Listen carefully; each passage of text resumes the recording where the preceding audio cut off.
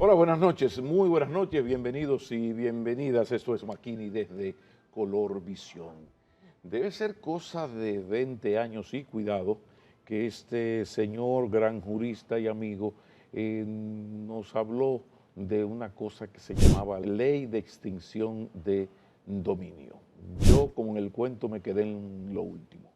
Pero pasaron los años y sorprendentemente todavía hay ese proyecto va de mano en mano y no es aprobado a pesar de muchísimos intentos, esfuerzos, voluntades. Entonces, en los últimos 20 años yo conozco muy pocas personas, quizás a ninguna, que haya tenido la participación, haya estudiado tanto, haya aportado tanto, incluso recientemente esta semana un artículo de antología para los abogados, para los interesados en lo de la ley, proyecto de ley de extinción de dominio. Entonces, por esta razón, yo he pedido al doctor Olivo Rodríguez y Huertas que venga aquí a conversar con nosotros para hablar, entre otros temas, de la ley de extinción de dominio.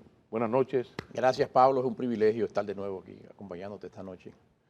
Hablé de ley de extinción de dominio, pero si estás de acuerdo con la anuencia, como dicen ustedes, a mí me gustaría, ahorita, mañana domingo, el presidente rinde cuentas ante la Magna Asamblea Nacional. Y ahí va, y un tema obligado de las palabras del presidente tiene que ver con la modificación constitucional. Él tiene 12 propuestas, pero dentro de esas 12 propuestas sobresale una, y es la que tiene que ver con el Ministerio Público, con la transparencia y la institucionalización del Ministerio Público. Me gustaría, antes de entrar a la ley de extinción de dominio, que me dieras tu parecer por la importancia que tiene el Ministerio Público en un país tan golpeado por el tema de la corrupción y sobre todo de la impunidad. ¿Qué te parece la propuesta presidencial? Yo creo que todo el país debe aplaudir el hecho de que el presidente Abinader haya dado a conocer el texto de las propuestas para modificar la Constitución. Fue un compromiso de campaña y el presidente está empeñado en cumplir su palabra.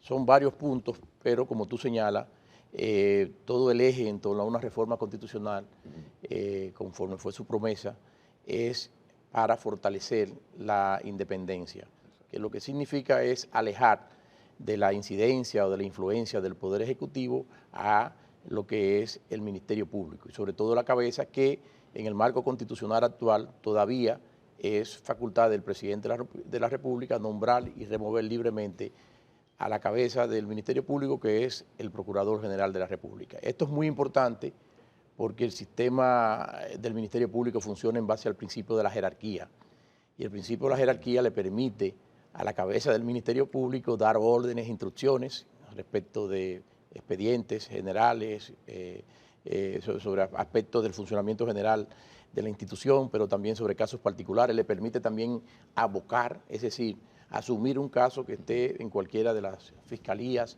etcétera, del país. Y no por estamos ello, hablando del ministro, estamos hablando del que nombra el ministro, que es el jefe del Estado, ¿no? Exacto, bueno, del Procurador General de la República, que tiene esas atribuciones en relación. Entonces, la gente decía, bueno, pero ya es autónomo. No, es verdad. En la Constitución del año 2010 se avanzó enormemente, como nunca se había hecho. Sin embargo, lo importante es señalar que a partir de esta propuesta de Constitución se va a fortalecer más, porque, dada ese tema de la jerarquía, es importante que el Poder Ejecutivo no tenga incidencia. Lamentablemente, yo creo que va a haber que trabajar más la propuesta del presidente. El presidente señala que quien designe a la cabeza del Ministerio Público debe ser un tema tratado en una ley, es decir, no resuelve el tema, sino que lo reenvía a una ley, y eso no es conveniente. Es necesario que ello figure dentro de la Constitución. Hay dos sistemas que se han históricamente debatido en su momento, a principios de este siglo. Tanto Finjus como Participación Ciudadana abogaron porque se incluyera dentro de las atribuciones del Consejo Nacional de la Magistratura la designación del Procurador General. Mi propuesta ha ido orientada en el sentido de que haya un sistema parecido al de la designación de la Cámara de Cuentas, terna de la Cámara de Diputados y designación por parte del Senado. Mi único aspecto diferente a ese sistema es que por la importancia debiera requerirse una mayoría cualificada en el Senado de las 2/3 partes de la matrícula total. Este es un punto fundamental, Pablo, para alejar la cabeza del Ministerio Público del Poder Ejecutivo. Por otra parte, no hay Ministerio Público independiente si no cuenta con los medios económicos, si no hay una suficiencia financiera. De nada vale que la Constitución diga que el Ministerio Público tiene autonomía financiera si cada año el Ministerio Público va a tener que ir a rogar al Poder Ejecutivo cuánto le va a poner en su presupuesto. Pero hay una asignación que lo que pasa es que no se cumple. Exacto, Entonces, no se cumple. ¿qué se puede hacer? Se puede hacer ¿se que, incumple? bueno, lo que hay que garantizar, el Tribunal Constitucional hizo un gran aporte cuando señaló, y eso es un precedente constitucional que se viola desde el año 2015 se viola ese precedente, porque dijo que ningún proyecto de presupuesto ni ninguna ley de presupuesto puede asignarle a los órganos constitucionales, dentro de los cuales está el Ministerio Público, una proporción inferior al que está previsto en la ley. Entonces, pero el tribunal dijo que no tenía jerarquía constitucional, sino una etapa intermedia entre la ley ordinaria y la Constitución. Lo importante es que desde la Constitución se diga que el presupuesto previsto en la ley que regula al Ministerio Público o en la ley que le da suficiencia financiera a todos los órganos constitucionales no puede ser inferior a ese. Sí, pero ¿qué se desde puede la hacer? Constitución. Bueno, ¿qué se puede hacer? Porque hay unas asignaciones que no se cumplen y están constitucionalizadas. Bueno, pero si se prevén ya en la Constitución, no hay Sí. forma de que el legislador haga excepciones. Si desde la Constitución se dice que ese monto de porcentaje que esté previsto en la ley debe ser cumplido, entonces no hay forma de que el Congreso o el Poder Ejecutivo ponga una cifra menor. Lo que pasa hoy día es que queda en total discrecionalidad del Ejecutivo, según sus prioridades, dar o no. Y eso es un aspecto que merma bastante la independencia del Ministerio Público. De manera que yo creo que es un tema que se va a trabajar. Afortunadamente, el presidente ha estado muy abierto en este tema, lo ha enviado al Consejo Económico y Social, donde participan todas las fuerzas políticas, todos los sectores del país para debatir estos temas. Es decir, si él lo ha enviado allí miren, esta no es la última palabra, esta es mi propuesta y estoy abierto a las mejoras. Y yo creo que estas mejoras deben ser tomadas en cuenta a los fines de poder concluir con ese proceso de fortalecimiento a nivel constitucional de la figura del Ministerio Público, concluir eso con la introducción de estos dos elementos clave. Designación alejada desde la Constitución del Poder Ejecutivo de la cabeza del Ministerio Público, y el otro es el mecanismo que garantice constitucionalmente la suficiencia financiera. Muy bien, vámonos a la pausa, vamos a cortar aquí, para entonces cuando retornemos, yo creo que están bien claras estas observaciones, pero cuando retornemos, entonces entramos ya a la ley de extinción de dominio. Estamos conversando con el doctor Olivo Rodríguez Huertas. Ya regresamos. Ley de extinción de dominio, doctor Rodríguez y Huertas. Vámonos al gran comunicador que es Juan Bosch. Pongámonos didácticos. ¿Qué es eso? ¿De dónde surge? ¿Cuáles son los límites? Póngase más profesor que nunca, que usted es muy profesor, y explíquenos, porque a veces uno se queda en la farándula jurídico, político, periodística, intelectual, y se cree que la gente está entendiendo lo que se está diciendo. Hablemos de la manera más didáctica. ¿Qué es eso de la ley de extinción de dominio? Sí, mira, es un concepto, sobre todo en la parte relativa al dominio, que tiene cierta connotación diferente a lo que ha sido nuestra legislación para referirse a lo que es el derecho de propiedad. Nosotros tomamos la legislación básicamente del derecho francés. En los países los restos de los países iberoamericanos tomaron en gran parte su legislación de la legislación española, donde a la propiedad se le llama dominio, al derecho de propiedad se le llama dominio. Entonces la extinción de dominio es la extinción del derecho de propiedad. ¿Qué particularidad tiene y qué importancia tiene? Sobre todo con vínculos en el ámbito de ilícitos. Bueno, es una acción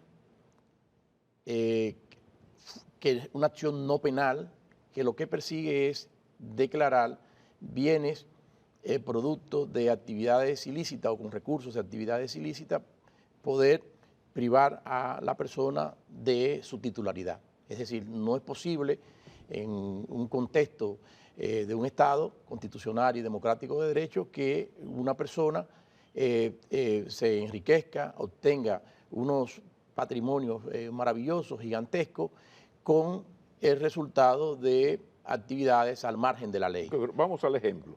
Yo soy un gran narco, soy atrapado, voy a Estados Unidos, me ponen negocio, me ponen 20 años, a los 8 salgo, pero fruto de mis prácticas yo soy un hombre inmensamente rico. Esa condena en los Estados Unidos no sirve, en los momentos actuales, sin ley de extinción, no le sirve al Estado dominicano para esas propiedades múltiples que yo tengo, tomarla en el momento actual. Bueno, muchas veces lo que sucede es que cuando, por ejemplo, se envían dominicanos en extradición y los mismos son condenados, dentro de los condicionamientos de la extradición es que la persona no va a ser ya sometida a un proceso penal en la República Dominicana. Teóricamente, eso una vez obtenido una condena, por ejemplo, por tráfico de drogas en los Estados Unidos, los bienes que se adquirieron aquí, si no han sido decomisados en ese proceso penal en los Estados Unidos, cuando finalice el cumplimiento de esa condena pudiesen activarse,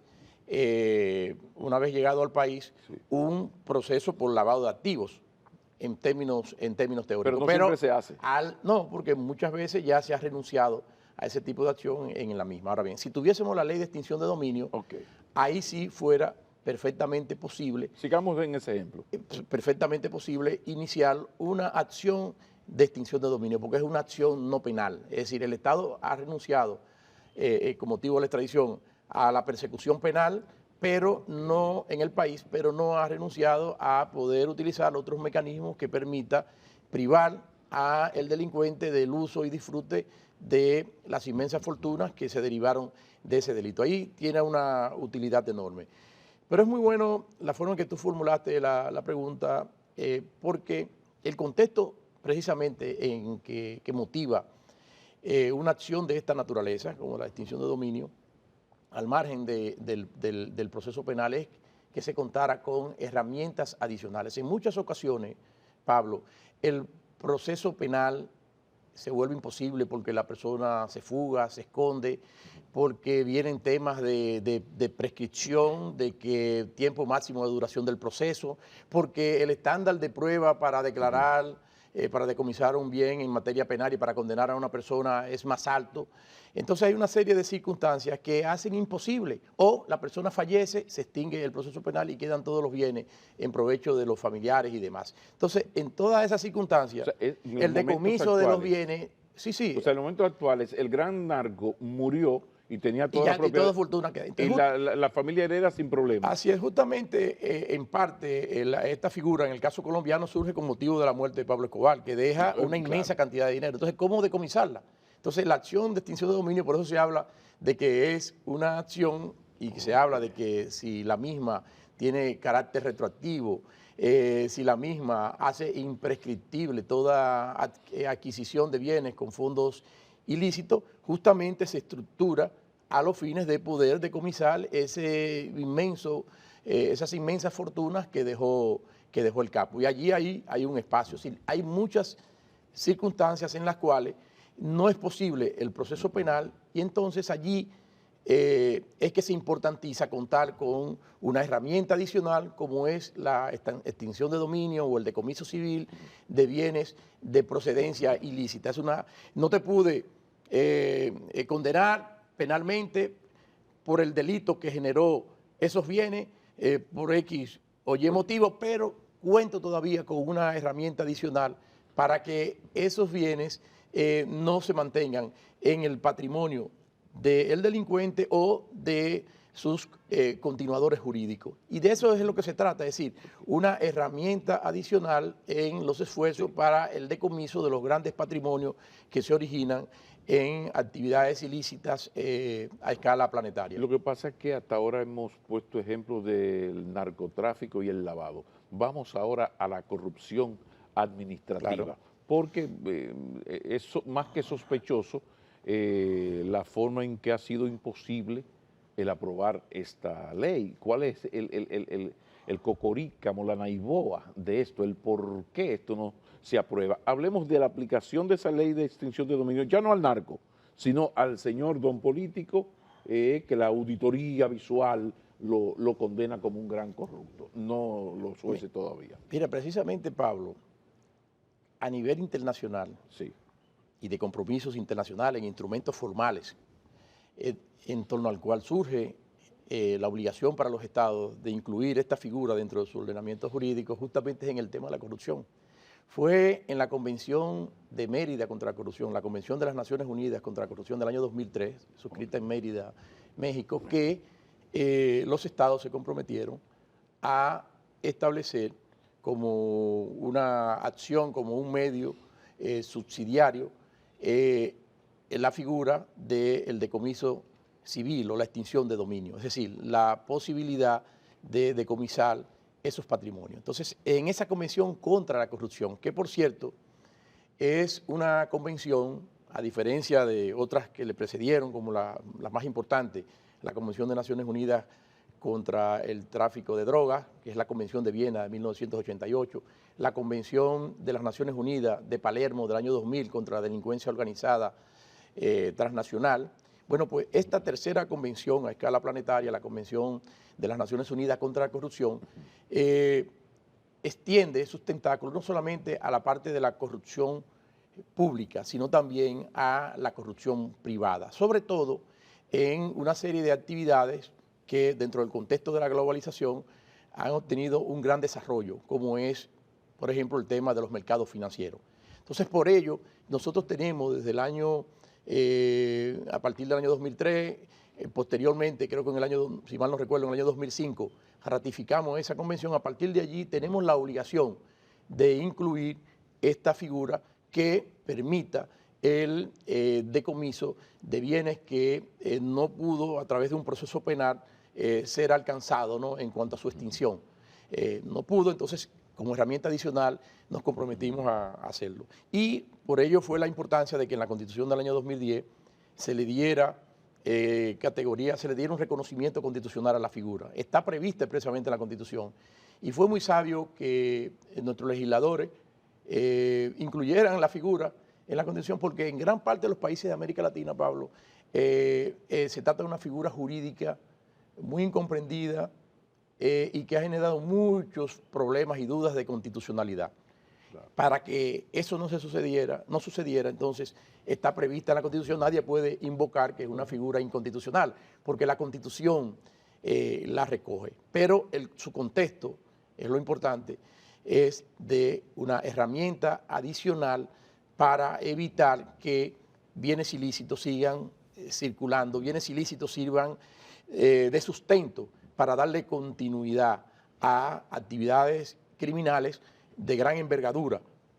Tráfico de drogas, tráfico de personas, tráfico de órganos, tráfico de armas, pero también corrupción pública y corrupción privada en los mercados financieros. Lo que pasa es que globales. Esto se va complicando, porque ahí está lo de la imprescriptibilidad, está también lo de la no retroactividad, pero también esto remite a dos temas que ya tú habías explicado, pero que creo que es útil volver después de la pausa a esto, que es el asunto de las amnistías fiscales, por un lado, y otra cosa es la declaración jurada de bienes de los funcionarios al entrar y al salir. De esa imprescriptibilidad y estas cosas vamos a hablar después de la pausa. Perfecto.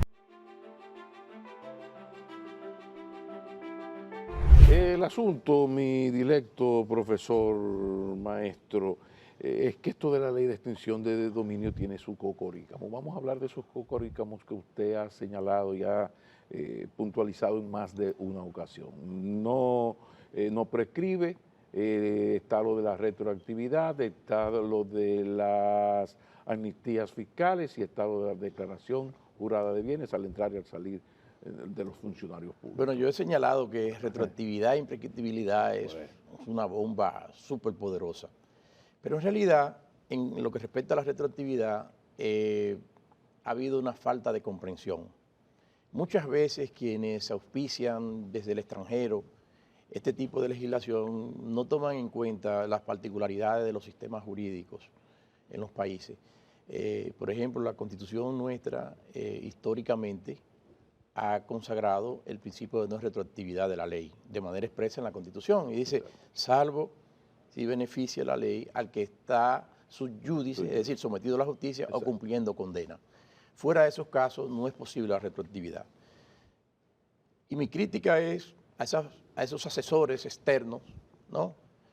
Que yo he llamado en algunas ocasiones, que muchas veces provienen del amigo americano, en el sentido de que realmente una ley de extinción de dominio no tiene efecto retroactivo, aunque afecte patrimonios adquiridos antes de su entrada en vigencia, porque lo que se trata es de una ley de procedimiento, es decir, una ley que establece un mecanismo para declarar la nulidad de una adquisición que existe previamente. Es decir, la nulidad no la va a declarar, la nulidad no la va a crear la acción de extinción de dominio. La acción de extinción de dominio es el medio a través del cual se declara una adquisición como ilícita y se ordena su decomiso.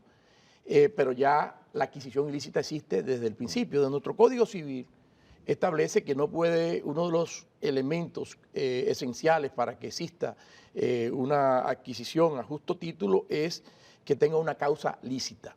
Y cuando los bienes son el producto de recursos originados en actividades ilícitas, entonces, bueno, pues eso hace anulable el contrato y en el ámbito del Código Civil se dispone de un plazo de 20 años para poder declarar la misma.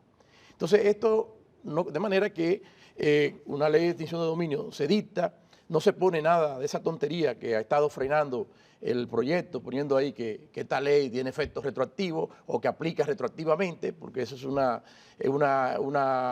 insensatez. ¿Y por qué se ha insistido tanto en esto en vez de explicar Porque en en detalles? muchos países de América Latina donde están, el tema de la retroactividad no figura como en la República Dominicana en los textos constitucionales, figura en textos legales y se puede decir así. Pero desde el punto de vista de la buena técnica jurídica, insisto, no es necesario. Ahora bien, se quiere también que sea una retroactividad sin límites hacia el pasado. Yo entiendo que lo sensato es que sea una retroactividad aplicable, por ejemplo, a los 20 años que se dispone en la legislación. Dame un segundo para 20 años hacia atrás. Déjame calcular, estamos en el 22, cero matada, cero. Del 2002 hacia acá. Hay peligro, digamos, sí. del 2002 hacia acá. Entonces, usted dice, bueno, esos bienes sí pueden ser. Porque no podemos tener un asunto, una retroactividad loco, una imprescriptibilidad total y absoluta. No resulta necesario. Entonces, esos son parte de los aspectos que generan, insisto, pero no se trata realmente de una retroactividad. ¿Qué decía yo como elemento que entiendo yo que son los que han frenado realmente el tema? Yo decía, bueno, nosotros presenciamos con motivo del cambio de gobierno un espectáculo de fortuna fabulosa, y qué bueno que las tengan, ¿no?, de funcionarios entrantes y de funcionarios salientes. Y entonces, como aquí no hay mucha tradición, se habla de transparencia y todas esas cosas, pero no transparentamos y decimos, a los políticos debiera exigirse la obligatoriedad de que y en parte lo están, aunque no descrita, empezó esto con la ley de declaración jurada de bienes precisamente, que se dan los detalles, pero las declaraciones de impuestos de esas personas debiera ser un requisito, ¿no?, que transparenten eso antes de asumir los cargos públicos, que declaren la renta. Entonces tú te encuentras que no hay sintonía entre tu declaración jurada cuando ingresas a la función y lo que has declarado en tu declaración anual, que es parte de tu patrimonio. Entonces, esa diferencia que existe entre una cosa y otra abre una sospecha de que podría activar un proceso de extinción de dominio. Pero explícame por favor lo siguiente, o sea, si yo voy a ser el ministro de Asuntos sin Importancia del actual gobierno y declaro 3.000 millones de pesos, pero resulta que mi declaración de impuestos de los últimos 5 años no se corresponde para nada con esta fortuna. Exacto, ¿no bastaría con la presentación de mi declaración jurada para que Impuestos Internos actúe en consecuencia? Porque esto es público. Podría, claro. Entonces, no se hace así, nunca se ha hecho así. Entonces, esa diferencia, ahí hay una ilicitud, porque Claro. tú has privado a la renta de lo que es tu verdadero patrimonio para determinar impuestos y eso O sea que yo puedo está declarar. previsto como ilícito en el código, Sí, código pero que el que tributario. sabe eres tú. Entonces lo mismo pasa, Espérate. Pablo, con las amnistías fiscales. Esto es importante también. Desde el gobierno del presidente Hernández, el primer gobierno, el 96 hacia acá, han habido como 5 amnistías fiscales. Ok. Entonces allí las personas vamos y confiadas en la seguridad jurídica, vamos y con sinceridad, decimos, sí, mira, voy a tener que pagar este pequeño porcentaje y ya limpio todo lo Mi que historial, yo lo oculté, ¿verdad? todo lo que yo le cogí al Estado, que yo tenía que ingresarlo a la hacienda pública, Sí, ya queda legitimado y yo me quedo Bien. con eso. Ahora bien, ¿qué pasa? Esas leyes te permiten que tú no tengas que tributar más que el porcentaje que haya sido establecido entre la misma para tú limpiarlo.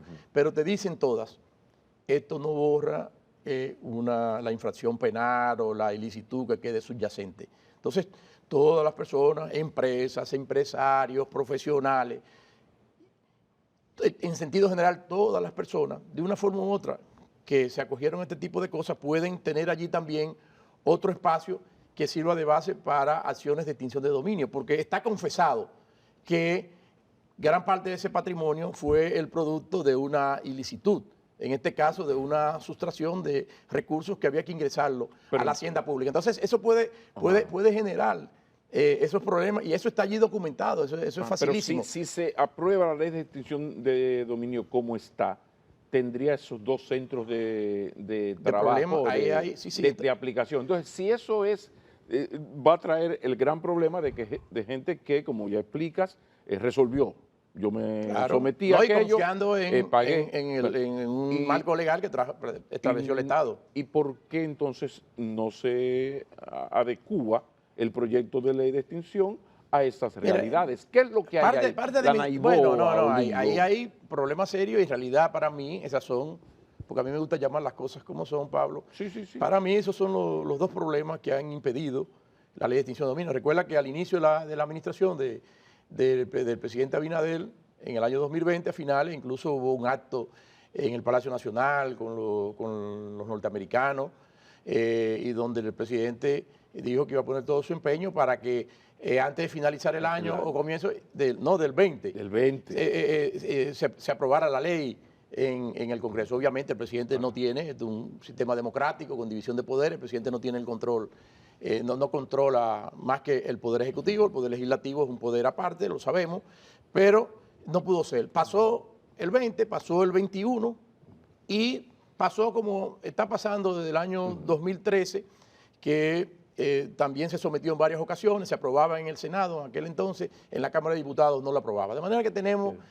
cerca de 10 años dándole vuelta a esto. Entonces yo digo, tenemos que buscar un sentido práctico. En realidad hay que volver al sistema al que nos comprometimos en el marco de la Convención de las Naciones Unidas contra la Corrupción. Y es que la acción de extinción de dominio es una acción residual.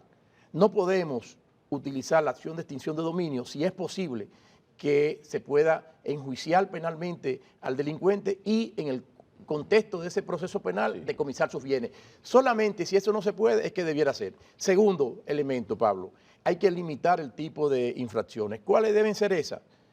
Para las que precisamente se crearon estos instrumentos, es desbaratar grandes patrimonios, no un patrimonio puntual, específico, de alguna debilidad, de alguna falta que se cometió. No. Estos son los patrimonios de las actividades del crimen organizado y de la gran corrupción a nivel público y privado. Entonces, si se limita ahí, si se establece ese carácter residual, yo creo que hay un espacio para que se pueda avanzar. Porque lo importante es que el país tenga una herramienta que al fin y al cabo, sea a través del proceso penal, sea a través de la acción de extinción de dominio, no haya patrimonio ilícito de importancia generado en actividades criminales graves que queden impunes, que queden circulando, que sirvan de sostén para darle continuidad a las actividades criminales. Porque todas estas convenciones internacionales, Pablo, han puesto mucho hincapié en el decomiso de los bienes de las actividades ilícitas por una razón, y es que esos inmensos patrimonios lo que sirve es para turbar el orden social, el orden económico, el orden político, porque esa masa inmensa de bienes, de recursos, sirve precisamente para trastocar los valores más sanos con que debe funcionar una sociedad. Y de eso Sí, es lo que se trata, y por eso yo digo, vamos a ser prácticos. Usted no puede, en un momento, Pablo, en que se habla de la infiltración de personas que han tenido su pasado con actividades criminales graves, con presencia en el Congreso, con mafias de rifero, con mafiosos del transporte, etcétera, de gran actividad, usted va a poder pasar una ley en esas cosas. Es bien difícil la coyuntura, pero hay que trabajar porque tenemos esos compromisos, está previsto en el contexto de la Constitución, pero hay que hacer lo más potable la misma, y la potabilidad va a partir de que sigamos con el guión de la Convención de las Naciones Unidas contra la Corrupción en ese sentido. Ahora, Olivo Rodríguez Huertas, aquí se han dicho palabras fuertes. Cuando yo retomo lo que has dicho, es que parecería que las mafias políticas o politiqueras, los sectores que podrían ser afectados por esta ley de extinción, sobre todo en su imprescriptibilidad y en su retroactividad, son más poderosos o tienen la capacidad de dañar gobiernos y al Estado de tal magnitud que están venciendo a un presidente de la República, el tercero de la línea. Esto comenzó con Fernández, Medina, ahora Abinader está venciendo a un presidente de la República que prometió, que habló de que en este año, en el 2020, vamos por el 22, pero no podemos dejar de recordar al gran hermano, al vecino mayor. Entonces, ¿cómo es posible que el Poder Ejecutivo, el Estado todo, más el poder del Departamento de Estado, directamente la Embajada estadounidense, no hayan logrado en 15 años de lucha que esto se apruebe, ni siquiera con algún sistema de ajuste como tú propones? Después de la pausa vamos a concluir, porque esto se pone caliente. Finalmente, Olivo Rodríguez Huertas, ¿cómo explicar que algo que tiene tantas cosas positivas, entre otras para el erario público, porque para el erario que siempre es público, no se haya podido aprobar a pesar del consentimiento de 3 presidentes y la presión a veces no tan disimulada de la mismísima embajada y sus señores más su sociedad civil? O sea, ¿por qué esto no se aprueba? ¿Le está ganando la partida la supuesta delincuencia al Estado Dominicano? Bueno, por una parte del dicho al hecho hay mucho trecho, Claro. pero por otro lado, esto se parece un poco a cuando Gorbachev en la Glasnost anunció el fin de la Unión Soviética. Es decir, en la medida en que haya una gran comunidad de propietarios, entonces el proceso se va a convertir en mucho más difícil para su socialización. Sí, entonces son muchas, en la forma tan abierta en que ha sido concebido el proyecto, son demasiadas las personas que podrían ser destinatarias de su aplicación. Es decir, prácticamente todos los ciudadanos tendríamos que estar con las manos arriba. Todos los ciudadanos propietarios, todos los que tenemos la dicha de ser propietarios, podríamos estar con las manos arriba. Y de eso no es de lo que se debe tratar, ni para eso es que se han concebido estos instrumentos. Estos instrumentos están concebidos para decomisar grandes patrimonios ilícitos, producto de actividades graves que son las que pueden, como hemos dicho, subvertir el orden socioeconómico y político en los países. Hablaste de prácticas ilícitas. Entonces, en la medida en que se afine un poco, se clarifique los objetivos, el radio de acción, yo creo que esto debe contar con el apoyo, y el senador Tavera, en vez de 1 millón, debiera conseguir 10 millones de firmas de todos los dominicanos. Pero hay que ser práctico, hay que actuar con tacto, con inteligencia, para que esto se haga viable. Hay muchas veces, Pablo, yo le digo a mis amigos, que en los propósitos nunca se llega de un extremo al otro, salvo que usted baje del Pico Duarte, ¿no?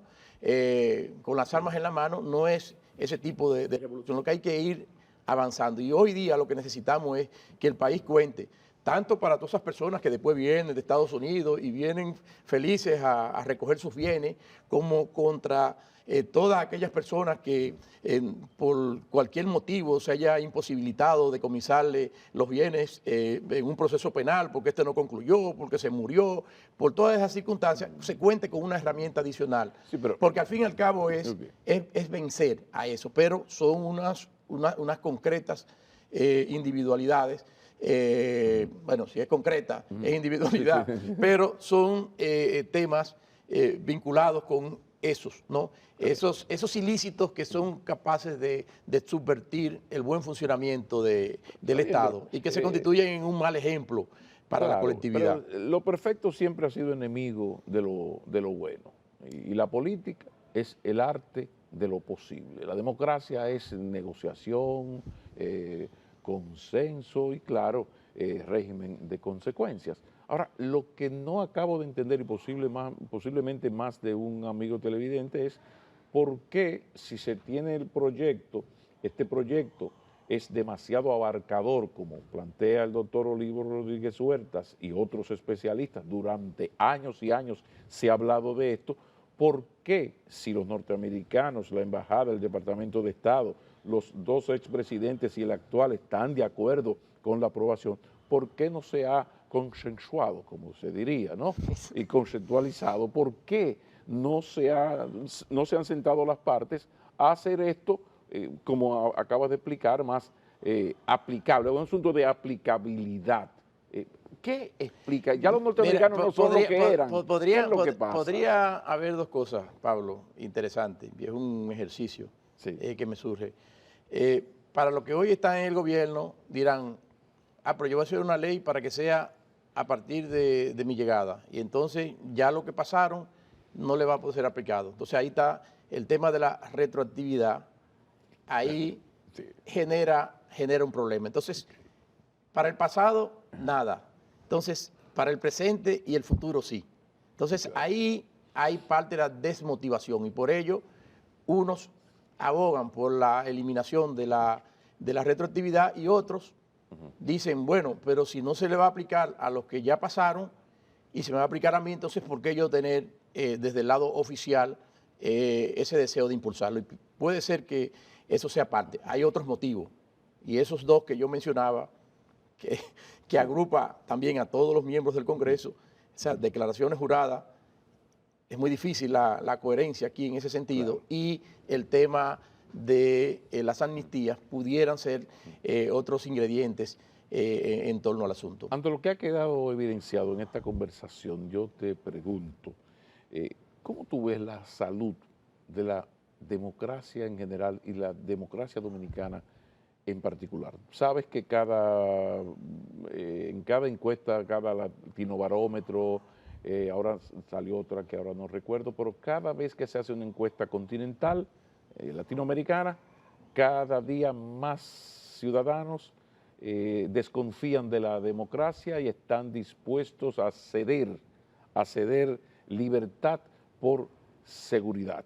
A partir de lo conversado, ¿cómo tú ves la salud de la democracia dominicana? Porque esto es grave lo que hemos hablado aquí. Sí, nosotros tenemos una debilidad muy clara. Ha habido un deterioro enorme de los partidos políticos hace ya muchos años.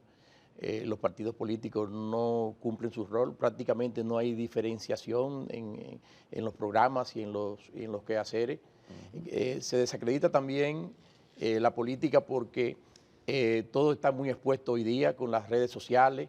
Hoy día te sacan los problemas de la coherencia. Ayer estaba contra el muro, hoy defiendo el muro. Ayer yo decía que había que aprobar una ley de extinción de dominio. Hoy digo esto hay que verlo con más cuidado, etcétera. Entonces todo eso está muy expuesto y la ciudadanía tiene más capacidad de observar esa incoherencia. Se necesita una gran transformación e incluso yo creo que se necesita para fortalecer a nuestro país, ¿no? Que la Virgen de la Altagracia nos proteja a todos, ¿no? Y sirva de guía ante el Padre para que la política se piense de una manera diferente para que la funcionalidad de los partidos también se transforme de meros instrumentos clientelares a mecanismos de solución de los problemas de la gente. Y ese es el reto que se tiene con estas cosas. Para tenerle cariño a la dictadura no hay, para tenerle cariño a la democracia no hay nada tan didáctico como una dictadura o un gobierno tiránico o algo peor. Quizás necesitamos los occidentales que nos sigan golpeando en ese sentido para reaccionar, porque lo cierto es que hay mucha preocupación. Sería penoso y triste. Yo creo que tenemos y hay que hacer el esfuerzo para posibilitar que el sistema siga siendo en libertad, siga siendo el instrumento de desarrollo social y económico, pero tenemos muchas tareas pendientes y muchas de esas tareas conllevan una gran transformación de las personas, sobre todo las personas que se dedican a lo público, al quehacer de transformar la sociedad desde puestos en el Estado y desde las instituciones de la sociedad civil. Se necesita un gran esfuerzo, Pablo. Gracias al doctor Olivo Rodríguez Huertas, que una vez más ha traído luz a este programa. De eso se trata, todo un placer hablar con quienes tienen calidades para contar lo fundamental y además de la forma más didáctica. Muchísimas gracias, profesor. Gracias, como siempre. Pablo. Volveremos a encontrarnos. Feliz resto de la noche.